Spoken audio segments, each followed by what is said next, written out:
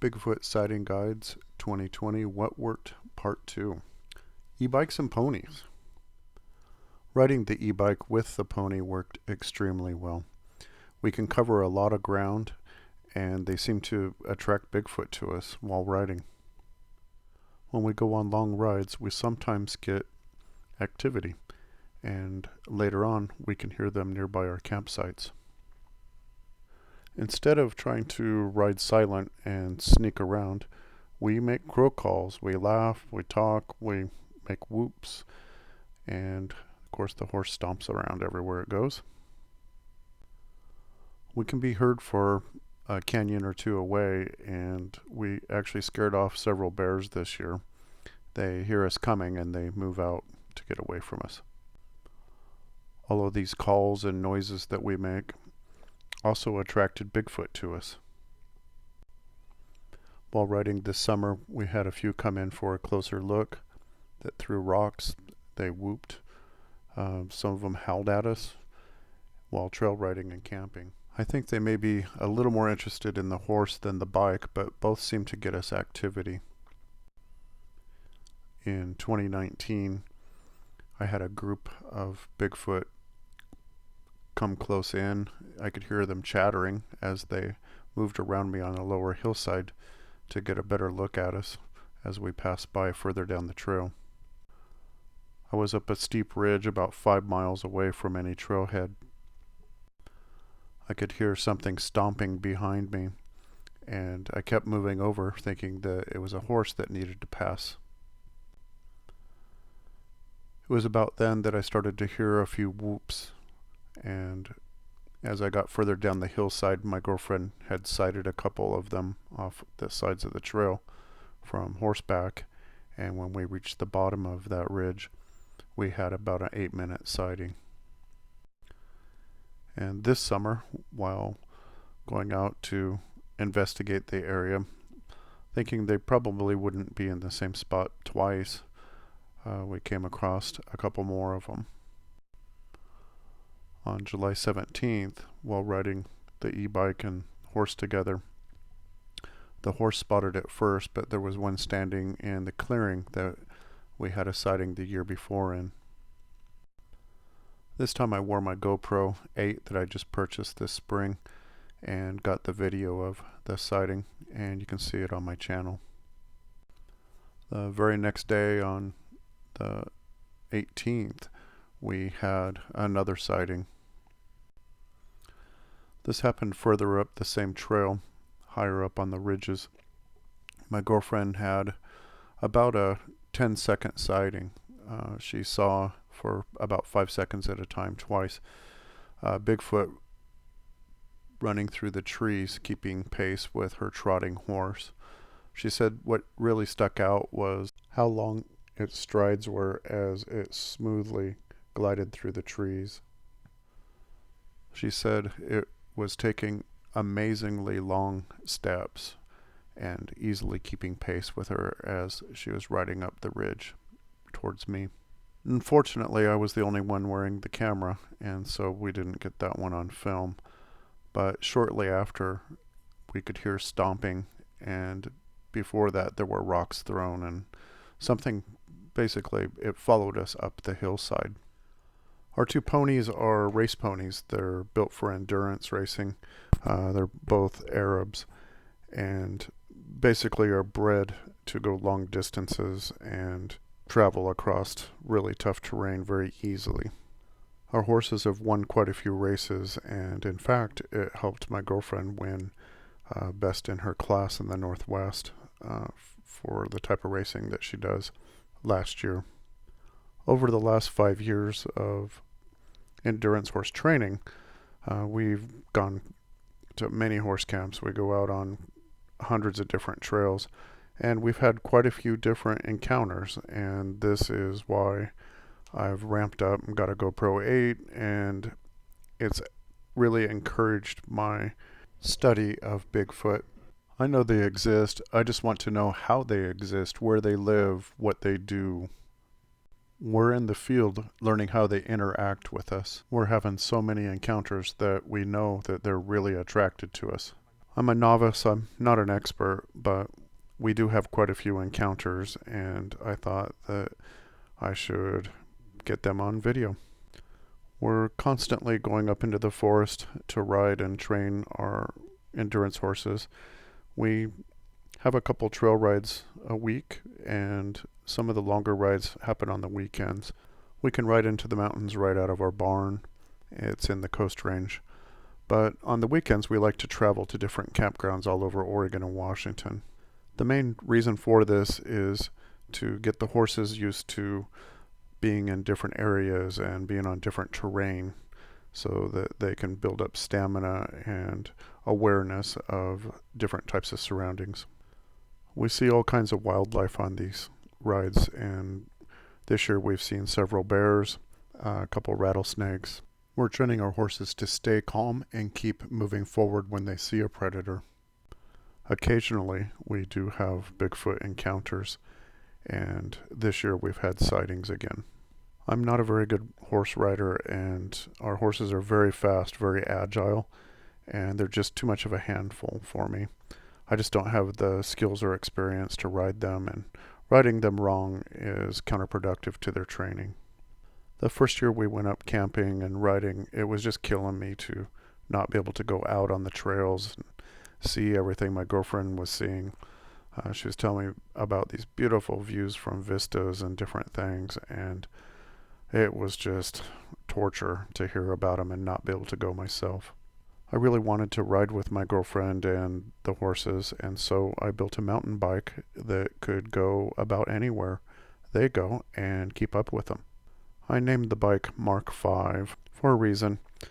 I've burned through 4 different engines trying to get a bike that could actually stay with the horse, and quite a few other parts just to be able to hill climb and go everywhere that the horses can go. I started out with a good frame. It's called a mongoose, and you can get it on Amazon. I got mine from, I believe, Walmart. It was a couple $100 on sale. It is a 4-inch fat tire bike with disc brakes. I learned after about 100 feet of riding the bike that it would definitely need an engine for me to be able to keep up with a horse. And so version 2, or Mark II, was a gas engine that I put on the bike. Mark II was a 80cc 2-stroke gas engine, and the upside was it could climb anything you want to climb. The downside was that it made a lot of noise and it smoked. You virtually could not have the engine on and go by a park ranger. You would instantly get kicked out of the park. That's what I decided to take the plunge and go electric. The first incarnation I used, I called Mark III.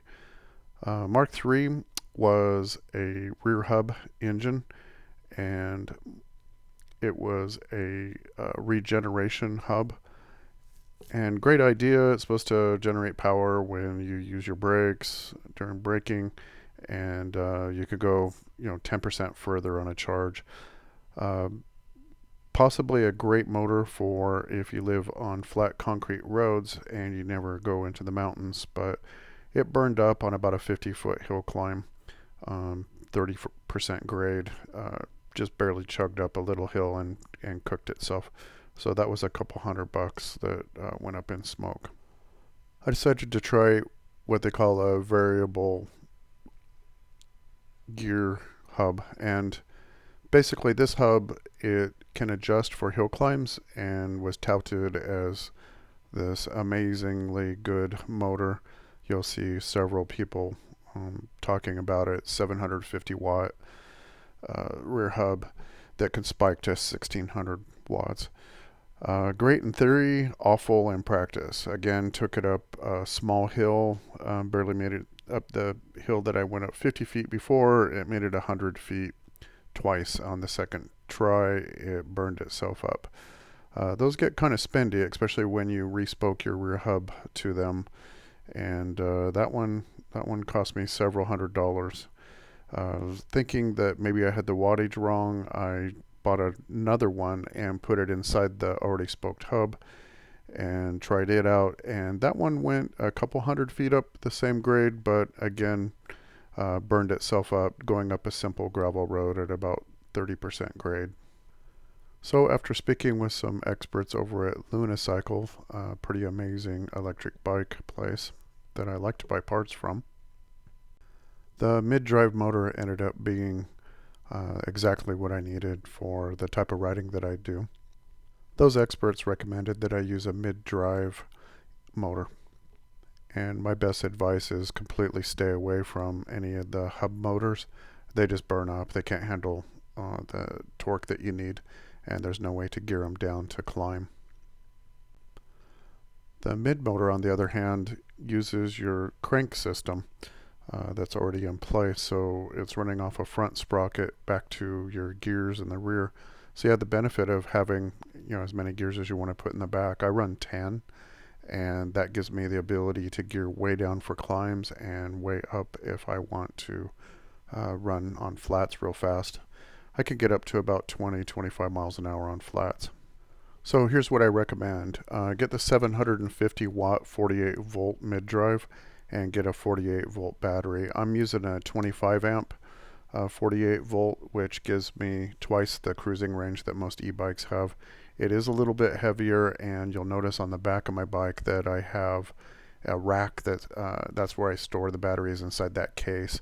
The case protects the battery for if and when it falls over, and it's fell over many times, and that case is so heavy duty it stopped anything from poking through to my batteries or crushing my batteries.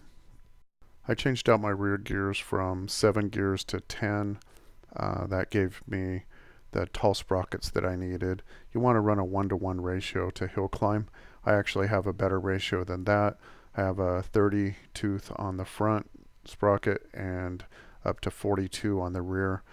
Just running 30 to 30 keeps the motor cool on hill climbs, etc. You'll definitely want that. Being able to go to 42 gets me up some really extreme hills to where they're so steep that my bike wheelies over on top of me. So it's pretty impressive. The motor comes with a 42 tooth, I believe is what I got with mine. Throw it in the garbage. You won't want it. Just go to Lunicycle and get the 30 tooth sprocket. You'll thank me for it. While you're at lunicycle.com, make sure to pick up the fat tire front forks for under $100. You're going to want those as well. Really smooths the ride out. The fat tires themselves are pretty smooth, but the forks make a huge difference, especially on long rides. I also put a seat post shock on my bike. It makes a huge difference. It helps pad the ride. That with a Cloud 9 seat, which has gel foam in it and extra springs. Again, you want as smooth a ride as possible. The Mongoose comes with cable pull brakes. You'll want to get rid of those as soon as you can afford to and switch over to hydraulics. The hydraulic brakes I recommend are the Shimano Z's. That's ZEE. They work amazing. The only time I've had any problem with them was on a 5-mile drop, and any brakes are going to get hot on that. So just kind of a recap, the bare minimum you're going to want is a 4-inch fat tire bike if you're going to go through any kind of sand or mud or snow. Regular skinny tire mountain bike just won't cut it. You're going to want the 750 watt Bafang mid-drive motor, and I recommend the 25 amp hour battery. Those tend to last for about 30 or 40 miles of hill climbing and just going anywhere you want it to go. Definitely upgrade the brakes to hydraulics, and if you can afford the shocks, put the shocks on it. If you want to rough ride it, rough ride it. The beauty of building this bike by yourself is that you can put the parts on as you want to put the money into the bike. Eventually you can make the bike anything you want it to be and keep adding things to it, but that basic bike frame is amazing. Mine has been dropped probably 30 to 50 times. I can cross through water crossings with it up to 2 feet deep, and I've had it in snow about half a foot deep. It just goes right through snow. Pretty amazing bike. The best of all, it stays with the horses, and I can make really good videos. When I built Mark V a couple years ago, I saved about $3,000, something to think about. I wanted to take just 1 minute to talk about our 2 ponies. They've been in training for a couple years, and we train a couple times a week we ride out of our barn up into the forest, and we also trailer them around to different parks and go up trails all over Oregon and Washington. And they have just an amazing ability to stay on trail, stay focused, and they've been trained to stay calm even when we see predators.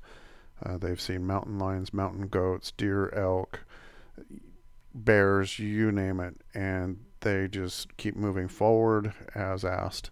Our horses are absolutely amazing, and can't say enough about them. They listen really well, and they're very kind and loving to my girlfriend. The horse's senses are absolutely amazing. Their eyes, for instance, can see things in the dark almost as well as we see in the light.